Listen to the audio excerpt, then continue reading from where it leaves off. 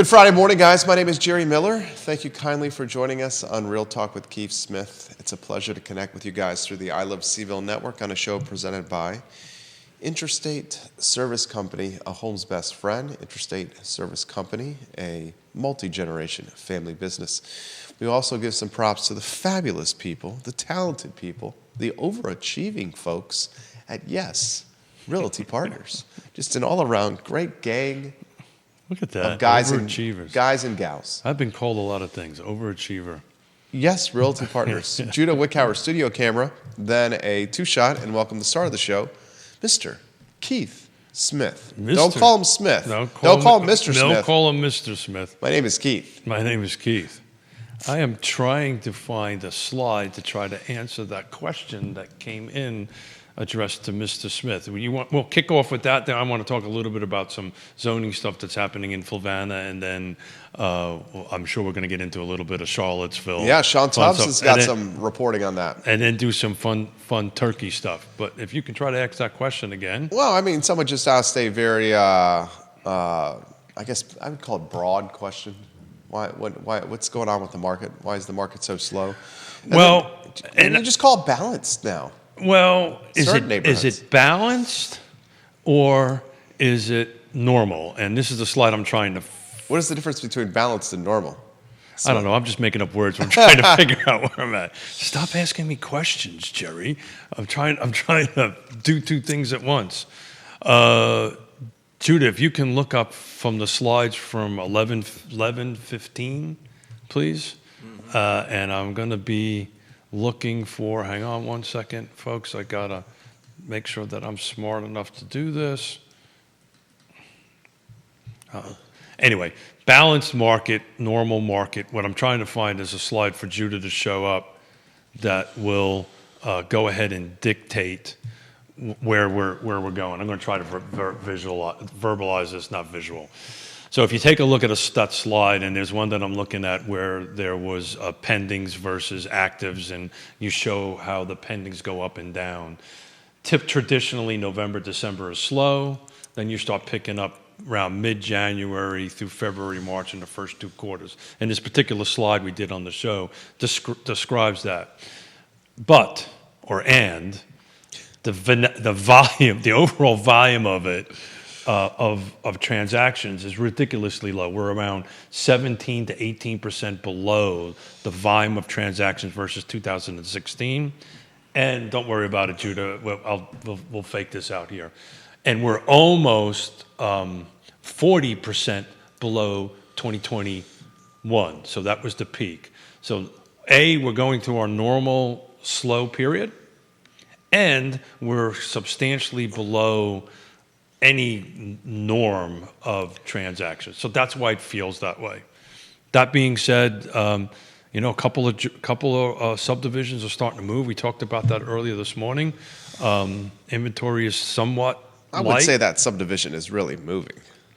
No, but one sale is a move. Yeah, you had a sale on a home that was priced, one hell of a steal. A hell of a deal, especially on the quality of construction. Correct. Yeah. It was priced below what? I mean, it was priced at pre-COVID times. Yeah, but what that does is that kind of explains what I've been talking about all the time. Micro markets matter, right? And at the moment, that particular subdivision on the east side of town is a little stale. And should we just say it? Yeah, sure. Glenmore's a little stale. Glenmore is struggling right now. Glenmore is struggling, but you would take that same home out of Glenmore and put it somewhere outside of Glenmore, and it sells a lot quicker. Can't tell you why. Literally have no idea why. I mean, I have some ideas. Yeah, but it just seems Glenmore stopping grounds has been that way. But in any event, that's kind of the answer of it. This is somewhat normal, right? But we are historically, at least going back to 2016, below the normal pace of transactions. Again, about 17, 18% below 2016. So, pretty much you got to go way back, and I can't do that because we talk about this all the time. The data in the Paragon system gets wonky starting 2015, and it's not reliable from my perspective. So I use 16. So 18% below 2016, and just about 39% of the peak of 21. Prices are up 75% since 2016. I can see why the individual that's not in the game or following it closely could have that perspective. Yeah, totally. It's if you're out there, Excuse me. Folks' memories, Right, are short. right? And this is the reason why I constantly go back to 2016 to go, okay, when we look at that, what is that looking at? But if you're gauging this in the unicorn years, Right. Right. That's how they see it. yes, some people do, some people don't. But if that's how they see it, yeah. So if you're comparing it to that point, folks, you're 40% down. Not in value, you're 40% down in sales. Right. And that's a big number, and that you can feel that all the way across the board. The prediction going forward, I think we're going to be seeing, much like 23 and 24, I think 25 is going to perform somewhat similar to that, maybe a few percentage points up or down, but you're not going to see You these. think it's going to be similar to 2024? Yeah, I'm pretty sure of it. Yeah, when we take a look at the year-end stuff, you're going to find 24 is almost matching. I'm talking about volume, not price points, but the volume of transactions. It's going to be pretty darn Such a message there, J-Dubs. pretty darn close in volume. I think you're going to see the same thing in 25. Maybe a little bit of a pickup. I know on Wednesday we talked about, is a sub 6 mortgage rate going to change that? I'm of the opinion it's not going to, unless we get new construction going, which we'll talk about that here in a minute, unless we have new products available to sell, that is going to be a little difficult to achieve. But that's the long-winded yes, maybe no, yes answer. You wanted to talk zoning. I want to. It's not that I wanted to talk zoning, but I want to tie into what we just talked about, having new inventory and not new inventory. So we're going to put Charlottesville aside for a minute. This is a specific conversation about Fulvana County, my home county. So I'm going to try to break this down as simple as I possibly Oh, you're a good man. possibly as I can. A little cough syrup during Cheers. the show. Cheers. Well, there's other syrup over I know. here.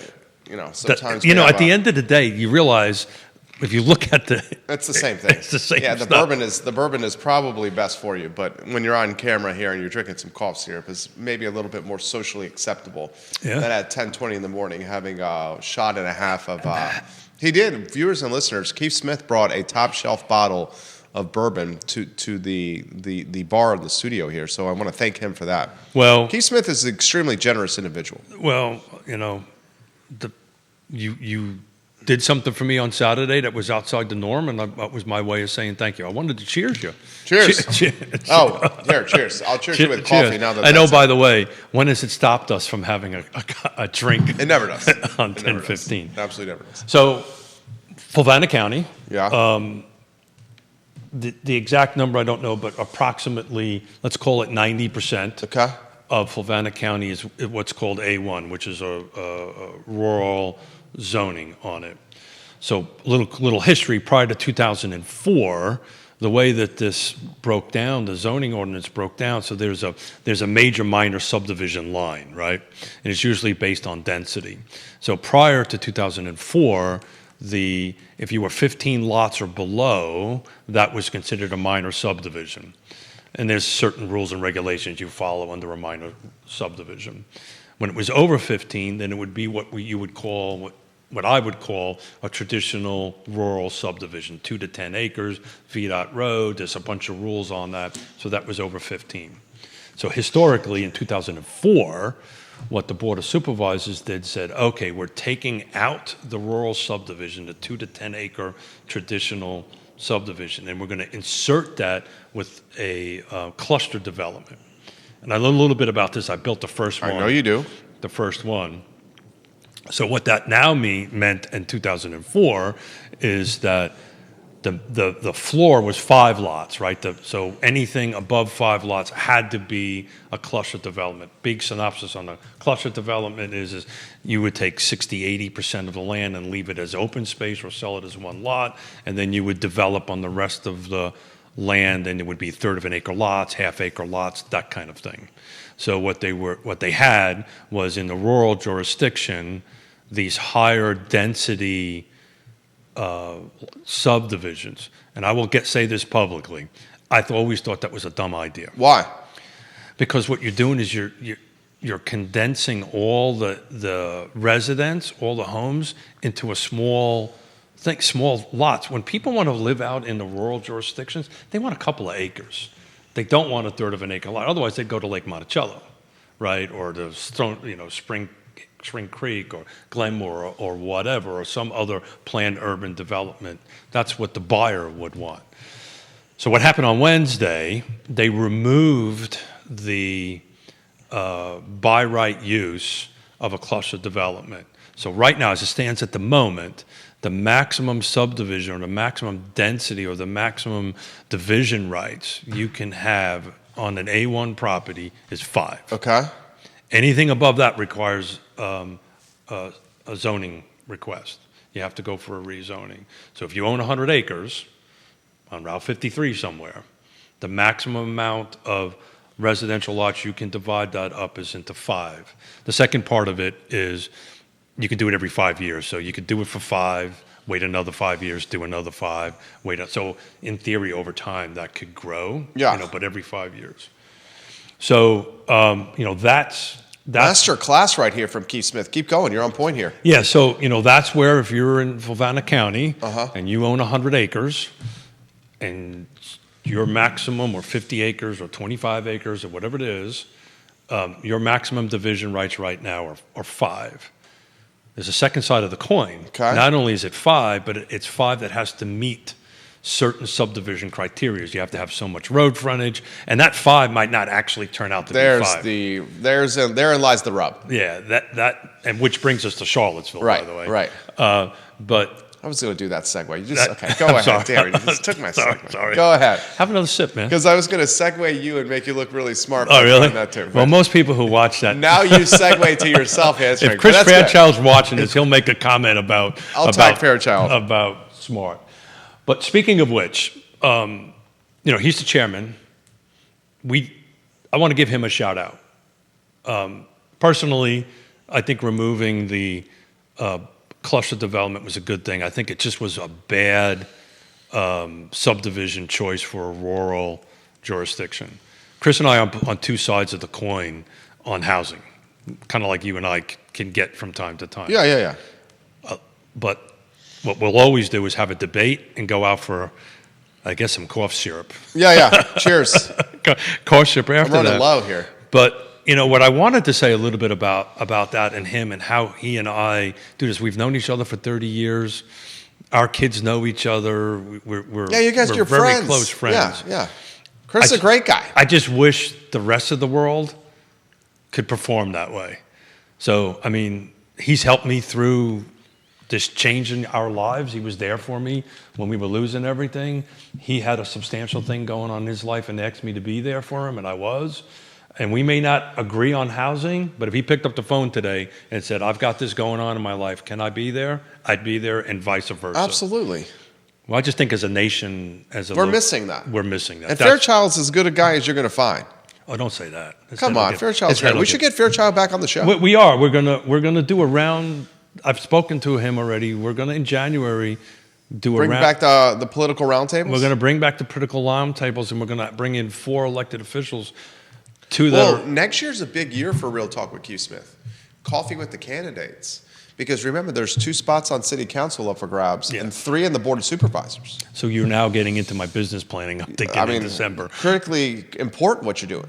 But thank you. But especially with how the election played out nationally. And the fact that traditional media is a thing of the past. I'm trying to set you up now. And long form content like this trying to set you up today and the future. So back on NBC 29 just gutted some of its team. I was getting Facebook messages and texts over the weekend. Where the hell did the news go? Yeah.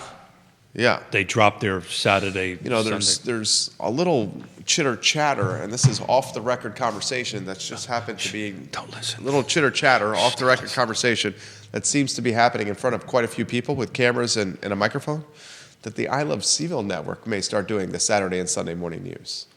Oh, interesting. How do you feel about that, Judah? You just got the answer. Because that would be content that could be created Monday, Tuesday, Wednesday, Thursday, Friday, and So aired you're on going Saturday. you're thinking of going to 7 days a week. And aired on Saturday and Sunday. Did you speak to Mrs. Miller about this? Again, that could be content that's created on Monday, Tuesday, Wednesday, Thursday, Friday. Oh, I didn't. That My hearing aid didn't pick that up. Re-airs on Saturday and Sunday. Oh, so you're going to Because drop the news cycle on Saturday and Sunday, there is no news. And they could be, but yeah. It's very rare. Not in the type It's of news interesting. that So the you're going to community move wants. from the live format just for those two things. Yeah. And then you air it on Saturday and Sunday morning when people are looking for the news. You fill a gap, and your platform and market share gain even more. Well, that's going to be a problem because then I can't watch my Sunday morning cartoons. There you go. There you go. But think about it. Then folks will be watching in Central Virginia if there is no morning news. Well, I love the live format. Yeah, I love CVille Network. I got it. I love, and I took a note, and thank you for my brain twisting around and my wheels turning. So, look, in Fulvana County, just to wrap that up, if you're living in Fulvana County, first of all, get engaged, right? Reach out to your elected supervisors. They're going to love to. And it's okay if you want to stay single. I think get engaged, she means civically, government-wise. Is that what you mean? That's what I meant. Okay. That's what I meant. Thank you. I got a chuckle out of you. I always enjoy when I get a chuckle out of my friend. Yeah. Because I realized how stupid it sounded after you said it. I had somebody tell me the other day. 1,100, what was it? 1100,000. 1100,000. I don't know what it was. See, I was in a Logan Wells Claylow and Luke Cole, welcome to the show. We should get Luke Cole on the show. We are. Yeah. Yes, sir. We're going to have a Bill busy, McChesney. We're going to have a busy 2025. Is Ned Galloway running again? You're going to be able to ask him. He's going to be here in December sitting in for me. Okay. There's going to be a Ned and Neil show on the 13th of December. Ned Galloway running unopposed? Chris Fairchild chiming in. Chris Fairchild, we got quite a few people watching. You should ex Ned on that on the 13th of December. With Tony debating Wednesday's vote, which made me remember to bring the show up. Chris Fairchild said, Tony debating Wednesday's vote made me remember to bring the show up. Chris Fairchild, you're a gentleman and a scholar. Yeah, well, I meant what I said. We may not see eye to eye on that stuff, Chris, but if you ask me to be someplace, I'll be there, and I know if I ask you, you will be there. The very intriguing thing when it comes to Chris Fairchild is I think about 95. Don't get too. 95% of his views on things, I'm almost aligned with. And I would say not quite 95%. You don't align with him at all in housing. Housing is the one thing we disagree on. I align with him on housing. Yeah, we disagree on that. But, well, we can agree and have a... Yeah, we had some... I had a call here, but Chris has been in the studio enough that he knows what's directly behind me and leaning against the wall, and he may or may not have partaken. Yeah, he constantly asks to come back on. He should come on. I said, I don't have enough alcohol. I don't have enough bourbon. There's not enough bourbon, because the bottle that over there. I can see it from here. The bottle I bought is a little... We cracked it. It's been cracked. Of course it's been cracked. Yeah, it's good. It was unique, though, It's right? very good. It's aged in sherry casks, and it's 100 proof. It packs a little bit of a punch there. It does. We got some Irish whiskey over there. Some I know you guys are not lightweights, but I was just curious how the taste was. It was very good. We're I'm not a bourbon. fans of anything wet. Let's just put it that way. Yeah, I'm not a bourbon guy. So anyway, stay in touch out in Fulvana County. There's other votes coming up that's going to impact this and go in there, regardless of which side of the fence you are on it. This is the time to get involved, not engaged, but engage in the process, and they'll love to hear from you. And I know that firsthand. So I would get involved in it. Ray Cadell wants a little promotion for one of his listings, if you don't mind. It's okay. Checking in, and he's at his desk right now, Ray Cadell, the musician and real estate broker. And he says he's listing a property, Albemarle County, off Rio, $299,000. Should be in the market tomorrow. Give us the address, Ray Cadell. And I just saw on the Facebook the Elvis show is coming up, and I took my mother and father last year, and I'm later today, I'm going to buy a couple more tickets for them to take them out there. They enjoyed the hell out of it. The Elvis impersonator, I can't remember his name, but I'm sure he'll let us know. Well, his name is Elvis Presley. Yeah, Elvis Presley, but the impersonator, and he does Elvis Presley. Elvis, yeah, got it. Do you want me to pull out the turkey hat? $299,000. That's a great price. Albemarle County. And where's the location? I asked him for the address. See what he says. So, Charlottesville. You want to get into that, or do you want to talk turkey? Chris Fairchild said they debated over how they voted. Tony and Chris debated. I enjoy the Tony and You're Chris. talking about on the show. When he was on the show, that's what he's referring to. Maybe that's what he's referring to. Yeah. Okay. Yeah, no. We're going to do a 4-person round table. This is something that's going to require a little conversation with you and Judah. James, he's come on the show. Is it Shonister? Yeah. Mm-hmm. Am I saying his last name correctly? I am not going to go there. Why wouldn't the county, Fluvanna County, just add an SUP process to the rural cluster rather than remove it entirely, Keith? So, is that a good question? That is a great question. So if you watch the meeting in new business, one of the other board of supervisors made a motion to do that very thing, and it didn't pass. I think from a strategic perspective, generally you can do this, but generally you don't make a motion under new business late in the meeting. But I think strategically that was a mistake. Why? Because people are tired? Yeah, it was 9:30, 10. I was watching 9:30, 10 o'clock at night. There was just a debate on the topic. I would have requested of the chairperson, which would be Chris, Mr. Chairman, I'd like to put this topic on the next agenda. That next agenda, okay. And I'm confident that would have happened, and then there could have been a more robust debate about it. Here's the technical difference. So look, at the end of the day. And this is going to tie into Charlottesville, because what Charlottesville City, I think, is ultimately going to do if it loses this lawsuit and moves forward.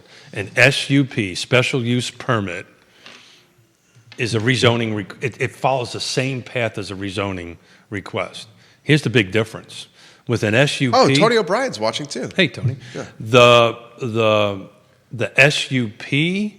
The jurisdiction can put conditions on it. I'm trying not to get too wonky here. Can put conditions on it, right? With the rezoning, they can't, right? So those who have been in the space realize many years ago the state removed the ability for local jurisdictions to force proffers, right? An applicant in a rezoning can freely give a proffer, but there used to be a little bit of almost blackmail going on back in the days. But right now, so to James, it's James, right? Yeah. To James's He's come on the show. Mm-hmm. To James's question, you remember, this is the same guy who couldn't remember the question I was going to ask. I totally get it. On Wednesday. You're doing a hell of a job. It goes through the same process. So look, if I'm going through the same process, I just might as well go to an R2 or an R1 or whatever, right?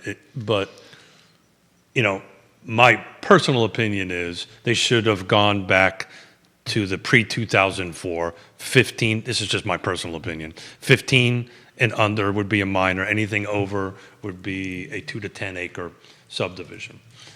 We shall see. I mean, that these local jurisdictions, will we debate these things constantly? I think at the end of the day, the two things that local government tackle the most is budget, obviously, and then land use. Everything else is pretty much controlled by the state or the feds. Tony, was the board's move business friendly? Was the board's move property rights friendly, Tony O'Brien? I could answer that, but we'll leave it for Keith Smith. Go ahead. Please. I'll bounce off of you. I'll let you. Was the board's move business friendly or property rights friendly? How about I ask Tony a follow-up question to that? Ooh. Was the board's move in the best interest of maintaining the mission and the overall rural quality of life that many Flucos desire? That's what Chris Fairchild would respond to Tony O'Brien's questions. Because Tony O'Brien's questions are a bit loaded. He knows, is the board's move business friendly? Why is he asking that question? Well, I think it's neutral on it, to be honest with you. Oh, come on now. Oh, it is, yeah. Because the cluster developments, there's a couple going in there. There is, prior to this decision. Are you going to get business if you don't have rooftop density or human? But you're not getting them anyway. Okay. Is it property rights friendly? Oh, that's an interesting question. Is the board's move So here's Fluco rural quality of life? Okay, well, that's the third question. Yeah. So let's tackle the first two there. I want to talk about Turkey. I know. But you got your fans. That's I don't know about fans. Your supervisors. Your elected officials. Again, I don't know about fans, but this is why I love what this is. What you're going to do on weekends, pre-recorded, is interesting. Are you going to pre-record it live and then have live? Yeah, okay, got it. So the live, just interaction for people. Oh, good, smart move.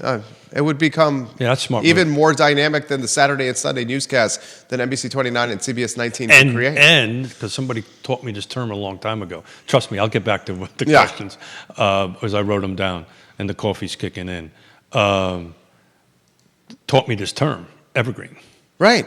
Lives forever. It's evergreen content. And I've learned, I can't statistically tell it. Pretty much becoming the platform of record here. Most people that watch Real Talk with Keith Smith watch it 30 days, 60 days later.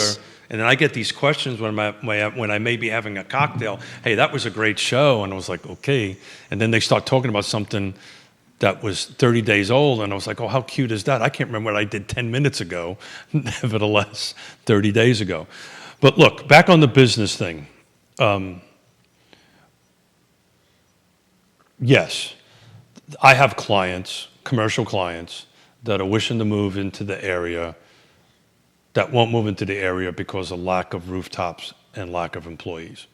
Regardless if you believe that or not, that's what they believe, right? So look, removing the cluster development. This is blowing up here. Keep going. Removing the cluster development didn't move that needle one way or the other. It wasn't happening anyway, right? And there may be some business coming, and there's a lot of stuff going on that I'm not privy to, that Chris and the Board of Supervisors are, and through the economic development that I'm not at the table. So I'm assuming there's some businesses coming. But we're not moving that needle from 96, 97% to whatever we are. And what he's talking about is taxes that support the Fluvanna County yearly budget tied to real estate and rooftops, as opposed to finding additional sources of tax revenue to fund Fluvanna County's budget. Some folks are saying, and I am not of this mindset, but some folks are saying that the tax nature of rooftops in Fluvanna County are gentrifying Fluvanna County considerably because people are unable to afford the taxes on their homes. Perfect segue for Smith. in an example that you can offer. Yes, meaning my personal house. Yeah. So, No. my parents. Yeah. Which you've said on the show. Yeah. Right? And we're blessed. Right. That they can move in. And not everybody has that luxury. No. But they are at a point right now they can't afford their home. Right. And you're doing there's other factors too. There's health factors. And you're doing an ADU at your house. We're doing an apartment in the basement. And Ray Cadell says it's a townhome on Route 29. It's Matt Lewis, the Elvis Presley. Matt Lewis, says, I'm it. not sure if I can give the address until I have it in coming soon or active. Keith, am I right on that? Oh, shit. And then this is where Keith's like, talk to your broker. And then I say, Ray, you are the broker. Ray, I love you, brother. I don't know. Don't be the guy that answers that question. Yeah. Let me try it this way. Yeah. Is there really any rules left? Right? Is there really any rules left? I love you. Yeah. Right. That's the answer right there. Is there really any rules left? I don't know. But anyway, that was a little bit of sarcastic joking. That was a zing. Is there really any rules left? But keep an eye on his Facebook page and his stuff, because what was the price point? $299 for the townhouse. And how many bedrooms? He didn't say how many bedrooms. He did say Route 29, Albemarle County. Give us a few more specs. Yeah. You might get a deal done during Real Talk with Keith Smith. Yeah. And Keith will only charge you a point and a half. Him? I think I got to pay him. Maybe you get the tickets to the Matt Lewis. There you go. Good deal. I will get brownie points with my mother and father on that one, particularly my mother. She's in love with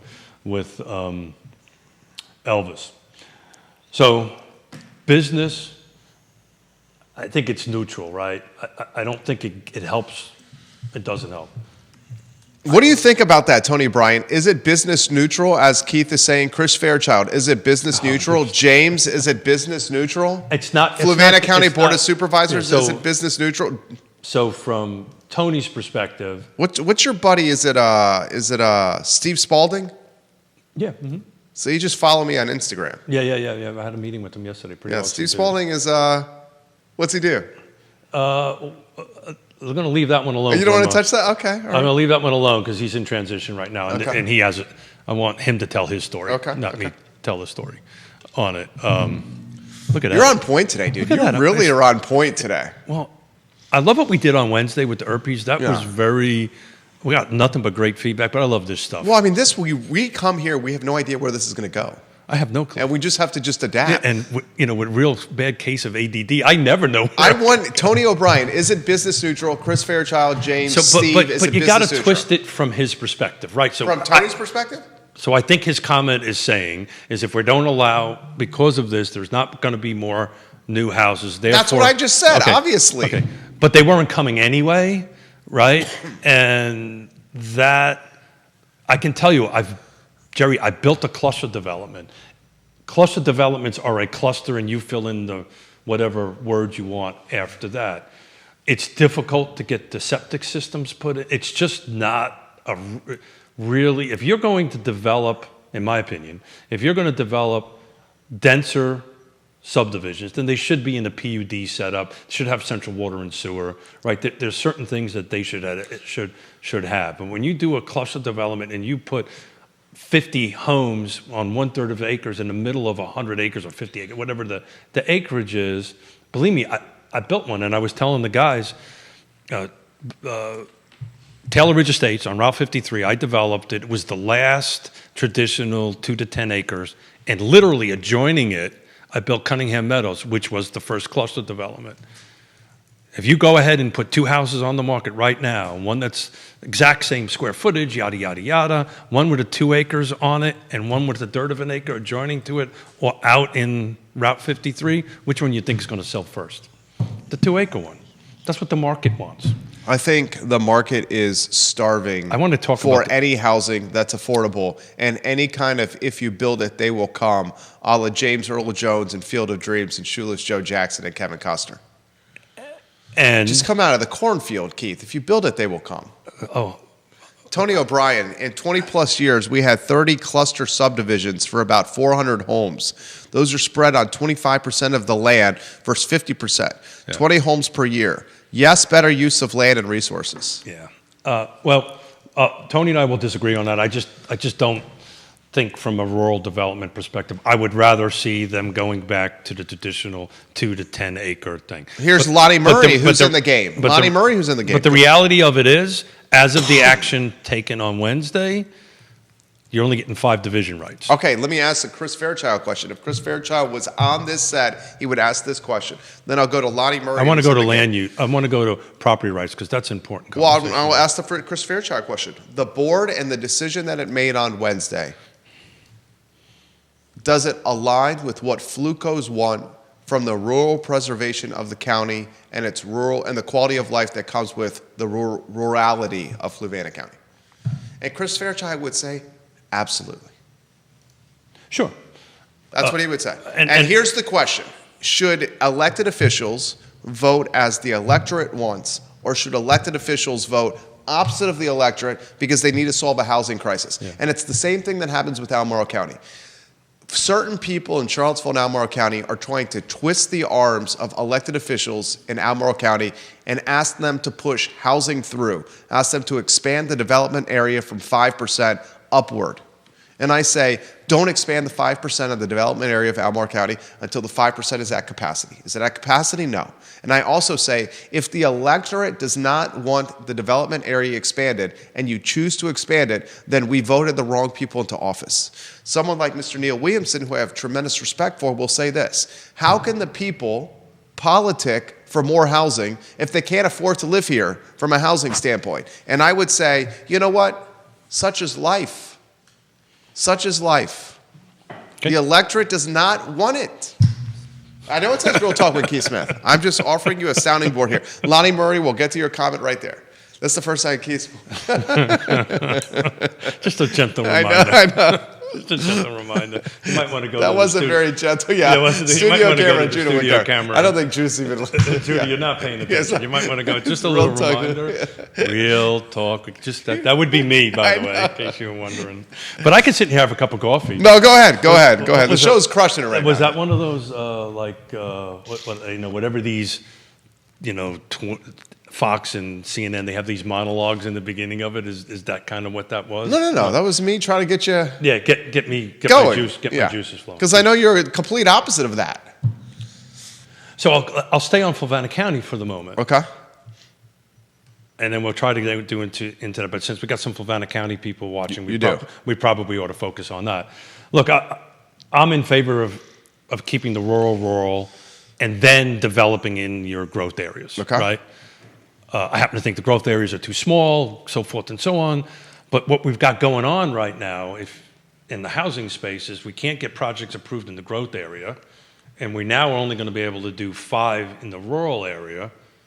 So what only is going to happen with housing in Fluvanna County, and to your comment, maybe that's what people in Fluvanna want. I think that's what people want. I disagree with that. I think a certain percentage of people in Fluvanna want that. Look, I'm going to switch to Neil's Greene County. Okay. There was a project which I'm part of, in full disclosure. Yep. Just as a consultant. There's a project, 500 lots, right adjoining the town of Standardsville, that we were trying to run through a rezoning on there to a PUD. The density was not going to change any more than what the by right was, which was 500. We proposed improvements on roads, $10 million of infrastructure, so forth and so on. 12 people shot that project down that showed up. And that's okay. Maybe that's the 12 people that represent that. But I will tell you, after the vote, our phone started ringing about why did this happen? And my comment was, well, where were you at the meeting? Right? So for some reason, the pro side housing don't show up to these particular meetings and do not. And Neil Williamson will say the pro side of the housing doesn't show up, and I don't want to speak for you, Neil, but I know you quite well. And Neil is watching the program. He would say the pro side of wanting housing doesn't show up to the meetings because they don't live in the jurisdiction where the additional housing is being discussed. And the NIMBYs, or the con side, I don't even think NIMBYs is a fair terminology. Those that are against Have you expanding, actually been to a meeting and watched who shows up? Many times. Yeah, and they're usually my age and up. Yeah, many Right? times. Because they got the time. So I would turn that around a little bit. The people that are pro housing. I saw the Glenmore community was in the meetings, shoot apart the Breezy Hill project and maybe it was a bad density project. right outside of Glenmore. Maybe it was a bad project. It was one of the most organized and strategized efforts that I've ever seen by some professional heavy hitters. Yeah. Like, you're talking about people that do this kind of stuff For a living. right. Got it. I'm talking about many six-figure yearly salary people all in one room at a table like this figuring out how to kill this. So what you and I are doing right now, there's a show I'm planning in January where we're going to bring 4 elected officials, 2 Chris Fairchilds, 2 Tony O'Briens, and we're going to debate this whole thing. One of the motions I made at the Regional Housing Partnership, and I'm trying to put it together, is to bring something like Weldon Cooper in and actually do Weldon Cooper's great. A fiscal impact analysis on housing, because there's a lot of things floating around here, but some Stephen Peters, I'm coming to you. Lottie Murray, I'm coming to you. You gotta love me. Thank you. Some independent, I'm looking at the clock, so I know I'll make it short. Some independent agency to go do that. I do want to talk about property rights for a second. Okay. Right? This is probably going to be unpopular. Oh. Hot take. This is going to be unpopular. And Neil, correct me if I'm wrong. Zoning hit the state of Virginia, I believe, in 1969. It didn't hit Fluvanna into the early 70s. Prior to that, there was no zoning. You did whatever you wanted with your property. To me, that's true property rights. Once zoning, and we're still in rural state, once zoning ordinance got approved at the state level and started filtering its way down through the jurisdictions, it seems to me, anytime there's ever a change to zoning ordinance, people say it's impacting my property rights. The moment zoning ordinances happened in 1969, that argument of property rights kind of went out the window. I disagree. The point is you talk to any jurisdiction, when they start tweaking the zoning ordinances, the people that are in there already are going to say this is a property rights thing. Changing zoning ordinances, it's a police power, as you well know. So the jurisdictions have the ability to do this. Yeah. Right? Because the Constitution gave it to the state. The states give it, in our case, give it to the local jurisdiction. So it is a police power. So Tony, Chris, all the folks on the Board of Supervisors, it's within their police powers to set land use and zoning. That's it. At full stop, end of story. So anytime it gets tweaked, you hear a lot of this, well, you're impacting my property rights. Yes, as it should be. Changing zoning ordinances is an incredible intrusion on what I believe are my rights as a property owner. I am buying a piece of property with the expectation of potentially choosing to live there for a long-ass period of time. And if someone comes and says, after you've purchased this property and spent a boatload of money on it, I am going to change what could be done next door or on your property or across the street because of whoever got elected into office, I would challenge that. I would have a serious problem with that. Can I talk about something that you and I did on the personal level? Yeah. Do I have permission to do that? It depends on what it is here. I'm kind of nervous on what he's going at here. No, that's not when you had too much of the bourbon. Okay. I won't do that to you. Where are we going to go? But we were looking together. We got a lot of comments. Go ahead. We were looking together at property. Yeah. Well, you want me to set the stage? I'll set the stage. I previously lived in Glenmore. I'm going to get up and get a drink. We can go a little bit longer here. I previously lived in Glenmore. When he helped me sell my house in Glenmore, my wife, my son, our two sons, and our house. Thank you for trusting us, by the way. Of course. We wanted to move closer to our oldest son's school and to Borsad. We targeted the Ivy area. Ivy is extremely difficult to get into. We sold, and this goes to Jamie's Turner on YouTube, he's asking this. We sold a home at Glenmore at, I would say... We did well. Exactly the right possible time. We did well. Would you say that? We did well. Okay. Exactly the right possible time. We hit all the 6 rights. Exactly the right time. We bought it in March of 2020 when the world was falling apart.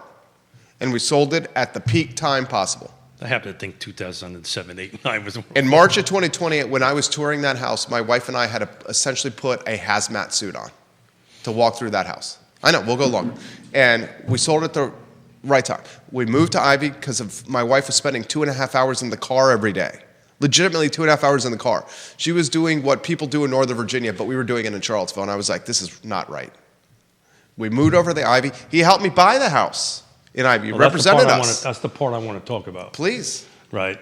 So there was a specific piece of property that we all kind of liked. Yeah. But is this the one by the railroad? No. Okay. Okay. This is the one in Loblolly. Should I be using I can use it, but I don't want to put you in a tough spot. Yeah. Like I said, is there rules? Okay. Yeah. I mean, it's since closed. Yeah. It's no longer active. Yeah. But if you give me an opportunity, I'll go ahead. I would really love an opportunity to say something. You see that? Judah. Would you show that? Well, I think just do me a favor. While I'm doing this, just leave that up. And folks, he has no idea what you're talking about. I need a picture of the marquee. Yeah. Okay. Right. They don't need to be looking at my ugly face. I just need to remind it. I love you, brother. Yeah, I'll stop. I love you. Totally. Go ahead. And as you know, I got ADD. Now I got to bring all this stuff back again. So we looked at a specific piece of. I just want to bring this back to the property rights thing, and you'll remember this conversation. Yeah. We looked at this specific piece. Right, kind of checked all the boxes. Every single box. Price was a little bit other than price. Yeah. Right. What was behind it? Subdivision waiting to happen. It was a lot of land. Yeah. Right. A lot of vacant land behind that, and Mrs. Miller asked me, well, what can happen behind there? And so the conversation I have with anybody who buys a piece of property with a large tract of land or something around them, when they ask me, is there ever going to be a development behind there?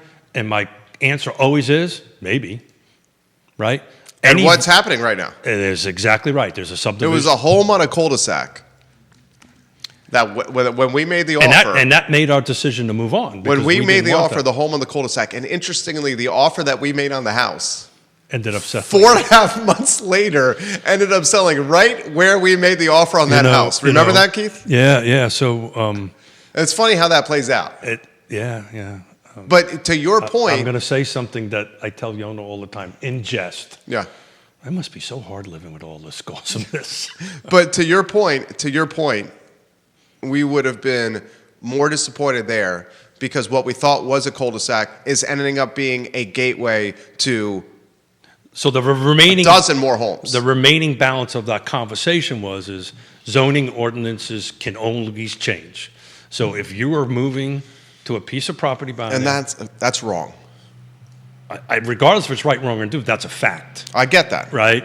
So having an honest and open discussion with the Millers and going, look, this checks all the boxes other than price, and I think we can negotiate that down. Yeah. The reality of it is you have 50 acres behind you that's in the prime development area. Albemarle County could change its zoning ordinances in that particular area and all of a sudden get townhomes back there. And that's wrong. That is wrong. Was it likely? My point I'm trying to make is that zoning ordinances are always can be changed by the will of the board. I want to add one quick thing. Okay, and then we'll get to the comments. I promise the viewers and listeners. Lonnie Murray's been very patient with us. I apologize, Lonnie. Yeah. But I want to make this comment real quick. Steve Peters has been very patient with us. I watched both the Planning Commission meeting on this action that was taken on Wednesday and the Board of Supervisors. There were 0 people to speak to this at the Planning Commission level. 0. Nobody showed up. Nobody made comments, and it went through. So part of this process is you kind of have to be engaged in it. Not married or asking somebody to marry you. By the way, congratulations to Chris. He's engaged and going to get married in somewhere in the future. Poor lady. Who are we giving props to? Chris Fairchild. Okay, gotcha. I don't know if that's public or not. It is now. I think it is now. But anyway, go ahead. You ask your questions. I'll shut up. And Okay. So first, Lonnie Murray's been been very. Just do me a favor. Yeah. Just ask the question. Well, Lonnie Murray's been very patient. Well, and that, frankly speaking, is one of the reasons why we targeted an HOA neighborhood in Ivy. Because the covenants and restrictions with the homeowners association supersedes any zoning change possibilities. Great point. That was important to us. To me. That is a great point to have, and that was the discussions we had. Yeah, right? I wanted an HOA because I saw all this zoning tomfoolery. So, look, I've been saying this going back to December of when was it December? When did the lawsuit January get settled? I can't remember. Oh wait. Settled? The NARC lawsuit. Oh, National Association? I don't know. It's been These people are constantly in the news. Yeah. Get out of the news, National Association Realtors. Dude, they need to hire a PR person. They have no idea what they're doing. Yeah. Well, when you have 1,053 board members, what do you expect? But, we sat down, and this is when I honestly believe I am more excited about real estate than I've been for a while. For a very long time, because it takes skill to do this. Yeah, it's nuanced now. And you're going to have to sit down and have these hard conversations with Mr. and Mrs. Miller, and go, okay, Mr. and Mrs. Miller, I know what you're trying to achieve, right? And if you're worried about this, then we need to focus on HOAs because, but that didn't change the fact that what they're joining you. If there's vacant property that's adjoining the association, there's always a possibility. Lonnie Murray watching the program. I'll shut up. When considering property rights in Fluvanna, it's worth noting that few people are living in and off the grid cabin in the woods with no car. As such, any new house will use public resources like roads and schools. 100%. As such, property rights in Fluvanna might be reasonably limited when they impact other taxpayers and commonly shared resources. Already, Fluvanna has a higher per capita tax rate than other more populous counties. So I can't speak for, I'm sorry, you want me to jump in? Sure, yeah. So I can't speak for Chris and their decision on doing this. I'm going to making their votes. I'm going to make a guess here, right? My suspicion is what they're trying to do is push it to a rezoning process or an SUP process where there's public involvement, or the board's involvement in these decision makers. I'm guessing that's kind of the track they're leaning towards, that they're saying, okay, well, if you want to do this, this is the path that you have to go through, and you're going to have to ask permission to do that, which by its very nature engages that. I think where some people push back on the by right uses, right, you don't have to ask permission for it, which is in essence what's kind of going on with Charlottesville, right? With now, this new zoning ordinance that's under pressure legally at this point, I think the big beef is that, well, this all can be done by right. And I think that's what they want to do. At least the folks that voted yes for this want to bring in, this decision-making process that is very public and very transparent, which I'm in favor of. It's just going to be very expensive and difficult to do. Jason Howard on Rio Road. Elected officials are responsible to those that elect them. If I live in Greene and want to live in Albemarle, my desires are irrelevant to the Albemarle County Board of Supervisors. Politicians are not responsible to hypothetical future voters. Amen, brother. Amen, Jason Howard. And that is, I'm going to screen grab this, and when Neil says on the show, and I love the president of the Free Enterprise Forum, I love Neil Williamson, when he says, how can the folks who can't live here stand up for themselves? I will say what Jason Howard said, they are responsible to the people who put them in office. 100%, except... Amen, Jason Howard. Well, I think they're responsible to the county and make their decisions guided by who elect them to get in there. The problem is that you don't seem to get a lot of the yes housing or the IMBYs, whatever you want to call them, come out to these meetings. So is it a real cross section of what the county? And this is a common debate. This is a common thing. Look, not that I want to talk politics, national politics. Woody and James, you're in the slot. Stephen Peters, eager to jump in. I'll shut up after this real quick. Look, we don't want to talk divisive politics. We don't talk divisive politics. But we're going to talk big picture, right? So the folks on the national side that lost are kind of upset about it. Well, they missed 11 million votes, didn't show up this time. Yeah. So you kind of got what you got. So what got elected, the people that got elected, and these are the folks that are going to be in charge, like it or not, that's what it is, to move forward. To that point, who got elected and who has the ears of the people. These are decisions they have to make. My point is we've got all these jobs that you constantly talk about. Where the hell are they going to live? Anyway. Stephen Peters. Now the people living next to it will have a much smaller buffer zone, and much more soil will have to be disturbed. They didn't even live near it. The people around it wanted it. I think he's talking about how the board voted Wednesday. And Stephen's in the game. No, I think he's referring to the Greene County project. Okay. Is that what he's referring to? Yeah. And what he's referring to is when we went through when the PUD came in, all the development was going to be concentrated, and we weren't going to have, for lack of a better term, moonscaping of 300 acres. Now there's going to be moonscaping of 300 acres. And I think that's what it is. And there's going to be there was buffers, there was buffer zones proffered. There was all kinds of things offered up to do it. We weren't asking for any more lots.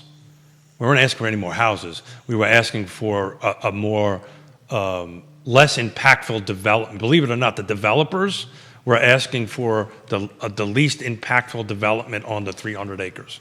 That got shot down. Again, to the point that I'm trying to make, these folks got elected. This is what they think the county wanted. Great. It got shot down. That's great. But they're going to get it anyway. And oh, by the way, they are now on the hook to provide water and sewer. They have to pay for all that stuff. I get it. James Shonister, the county doesn't want to rezone. It points to the comprehensive plan and wants to keep a large portion of the county A1. It's about perception. The county needs to change its culture of no if we want business to come. Yeah, I've been in Fluvanna County for a long time. That culture's not new. You've been in Fluvanna County since 1987, right? Yeah, that's not new. Yeah. You've been in the county for 37 years. Yeah. And I'm still not considered a local. Chris will tell you that. Woody Fincham. Business owners don't want to come to a community where they've been told that there's no point in them coming here. So how we position ourselves as a county, Fluvanna, says a whole lot to anyone who's interested in possibly locating a business here. So Fluvanna County has an economic development team. Actually, I've met with them several times. Jennifer is her first name. Really good at what she does, and they're very lucky. They're lucky to have her. The thing is I get multiple more phone calls for businesses that want to relocate in there. Outside of water and sewer, which is always the first two big questions, and infrastructure, does it exist? You know what the next question is? Yeah, it's the density, the rooftops. Where are my people? Yeah, where are the people, and where are they going to live? Well, I mean, And the reality is the second. Let me get this out. The second part of that is, okay, I'll import people, but where are they going to live? Okay, and I would respond if I was the Office of Economic Development by saying this: business is not tied to a brick and mortar anymore. This is 2024. Business is tied to you can do business digitally, socially, mobily. Yeah. I get if you're going for a food and beverage business. That's completely different. Yeah, these are the ones that are most recent with me, which I'm under NDAs I can't talk about, but they're not food and business. They're more similar to what's already existing in Zion's Crossroads. on the Louisa side. Yeah, Zion's Crossroads. Yeah, I totally get it. Yeah. Which they need people to do. Right, I get that. Distribution would be a better choice of words. Okay. So, go ahead, ask questions. It's more. We're at 11:17, brother. Yeah, I get it. We'll go a little bit longer here. We've had Jamie Turner wants this question answered from you. How does that sale in Glenmore, what does it do to values over there? And he says, it looks like your family got out at the right time there, Jerry. So I want you to ask what that sale that just went under contract that caught everyone off guard. A very beautiful home, listed in the 8s. That in peak COVID would have traded north of $1.2 million. Easily would have traded north of $1.2 million. It doesn't help the market. What is it going to do to comps in the neighborhood? Well, that's a Woody Fincham question. I can tell you. It's pending right now. It just went pending. Yeah, it went pending last night. I follow it 10 times a day. I can't get into too many details because that'll cross lines. But I can say it didn't help the rest of the people in Glenmore. It set a precedent. Now, what's the reason they did it and why? And right, who knows what the seller's motivation is? All that kind of. It could be a need. It could most likely it's a need at that price point. I would assume that. Yeah, because that's. I mean, I can say this. You can't say this. That's a fire sale. That is below, I think, market. Yeah, not even close to market. Yeah. Look, and that's okay. And I mean, you're talking a home 6 months ago. Would have been over a 1 for sure. Over $1 million. That would have traded for $500,000, $400K more. Yeah. So that is number 5. So Glenmore is just, look, this is not a shade on the people in Glenmore. We're not throwing shade. It's not a shade on the subdivision. We're having a conversation. I literally built the first house there. I know you did. Right? Literally in it was 92, I think. The challenge is Glenmore's always been this roller coaster. It shoots up, it dives. We lived there for 4 years. Yeah. The challenge was. So we're at the moment where. Go ahead. Yeah, the challenge was in the 4 years was the time spent in the car. It's the east side of town. Is weird. It was an overwhelming amount. It's just especially for my better half. And if you're going to put a home on the market in that subdivision, you better understand timing real well, because that's what it is all about. And what'll happen is this will go down, it'll go up. I actually think you're going to see the Glenmore market shoot back up. Jeff Gaffney once told me this about Glenmore. Once the golf course starts browning up, which is what it's doing, that market stays flat until it starts turning green again. And that's about right. It'll be early spring when you start seeing color come back to life in the golf course. But the other thing is, you can look at it statistically, golf course communities, even though they had a bump during COVID, it's kind of resettled itself back down a Yeah, little big bit. time. During COVID and pandemic, and when we were Got a huge bump. quarantined, having golf and tennis and walking trails and hiking and outside stuff was prioritized. Yeah, we had this conversation. Everybody thought this whole COVID, work remotely, whatever, was going to be the future. and it has not. And it did not. People are getting back to work. And there's companies requiring people to come back to work. Absolutely. There's Amazon, look what they're doing. and there's a hybrid, I think, Yeah. ultimately how it's going to settle out. I mean, let's cut to the chase. We're much more productive when we're able to do this. Any, because I don't want to take up too much. I know you got a busy Well, day. how about I have a gentleman coming in here in 9 minutes. Any closing thoughts? No, my closing This show thought was damn good. My closing thought is, I spent about an hour writing the post today. I probably didn't need. I don't think you needed it. I probably didn't. Just said watch. It should just said watch. Period. You didn't need the AI. Yeah. What? I didn't need AI. Yeah. Right. I didn't. I was rather proud of all the work that I did. It was well done, Keith. Well done. Thank you. I appreciate that. I was looking for that. So maybe next time we're gonna just say go. A wrap up on it. Yonna and I are doing our little business planning. We're going to be traveling for a little bit, so we're going to have some awesome guests Yep. sitting here. Give them the lineup of who you got. You got Ned and Neil. So they're. I'll set this. He's very humble here. They do a business trip at the end of the year where they go somewhere warm for multiple weeks in a row. And he's got replacement hosts Ned Galloway and Neil Williamson on one show. That's the 13th. Yeah. Woody and Candace Vanderlyn are Woody on, Fincham, fantastic appraiser. Candace, fantastic agent. on the 6th. Okay. And then you don't know this because I set it up yesterday. We're going to bring back the Erpies, The RP's coming in on one. whatever the last Friday. There it is. But I can't remember the name of it. What I have to look at the calendar. which Fantastic. one. And we'll be. We're shutting down for Christmas week, right? Oh yeah. Well, I spent Christmas with my family. Yeah. I spent Christmas. Does that include? I can't remember when I'm coming back. But anyway, that's the next 3 shows Yeah. out that way. Keep part of the planning going out there is we're getting ready to do some exciting stuff on Real Talk. That thing right there, Real Talk with Keith Smith. That thing right there. Judah just put it on there. Good job, Judah. In 2025, and we're going to start bringing back some real good push and pull stuff. Coffee with the candidates. Thank you for today, and Our thank you pleasure. for all you do. Our pleasure. Keith Smith, Yes Realty Partners, online at yesrealtypartners.com. Real Talk with Keith Smith, online at realtalkwithkeithsmith.com. Click the Partners tab on realtalkwithkeithsmith.com, and you will see the trusted advisors that will help you get to the closing table in this wild game we call real estate. Judah Wickhauer behind the camera, the I Love CVille show at 12:30. So long, everybody. Thanks, guys. Didn't get to the questions. What is your go-to dish that never leaves leftovers? What is yours? Go-to dish that never leaves leftovers? Yeah. Pretty much we have very little leftovers, only the turkey. Do people actually like turkey?